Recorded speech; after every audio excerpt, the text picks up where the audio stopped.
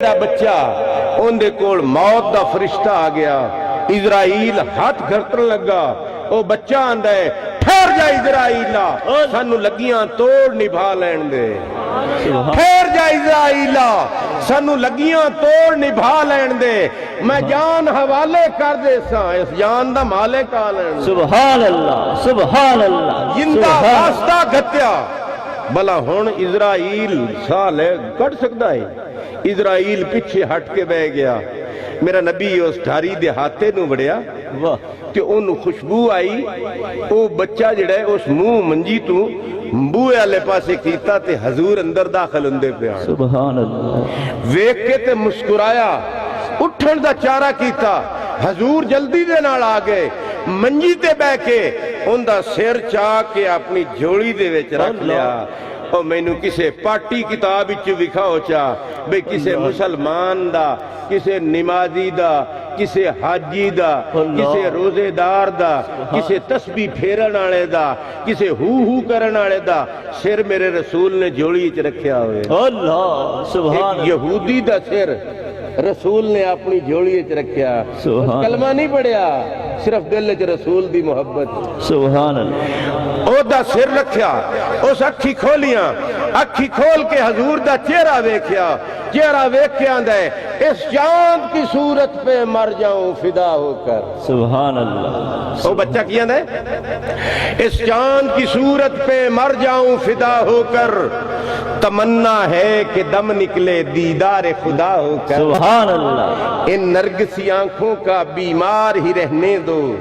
کیا لوگ دوا دے کر، کیا ہوگا شفا ہو کر۔ واہ واہ، حضور نے فرمایا بچے کی چاہنا ہے، حضور اپنی غلامی چ لے لو، حضور نے فرمایا پڑھ اشہدو اللہ الہ الا اللہ وحدہ لا شریک لہ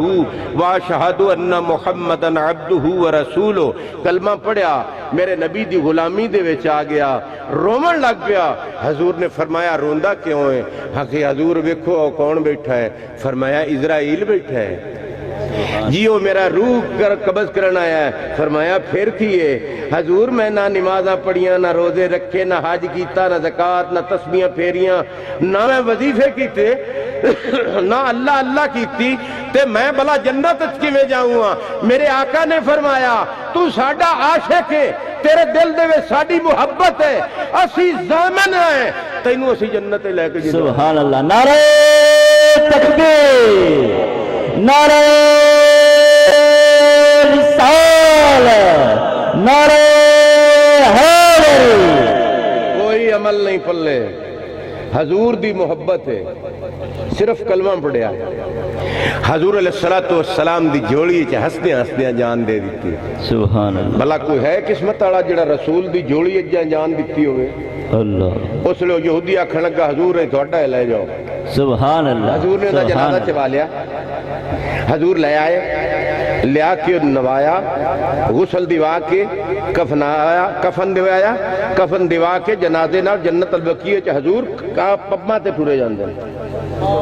اصحابہ کرام نے پوچھا حضور تسی پباں تے کیوں ٹردے پئے ہو؟ فرمایا میرے اس عاشق دے جنازے نال اتنا فرشتہ آیا ہے کہ زمین تے پیر رکھن دی جگہ کوئی نہیں، اللہ، سبحان اللہ، زمین سبحان تے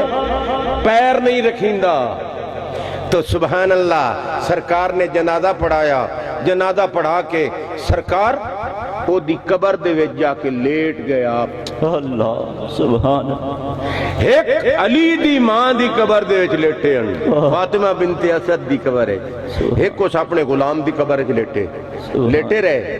اٹھی کے فرمان لگے لیاؤ اسی آپ دفن کرنا ہے اپنے کام میں، سبحان اللہ، میت لیاؤ، میت لیاندا، حضور نے آپ قبر دے وچ اتاریا، سبحان، گھڑی گزر گئی، حضور باہر نہ نکلے،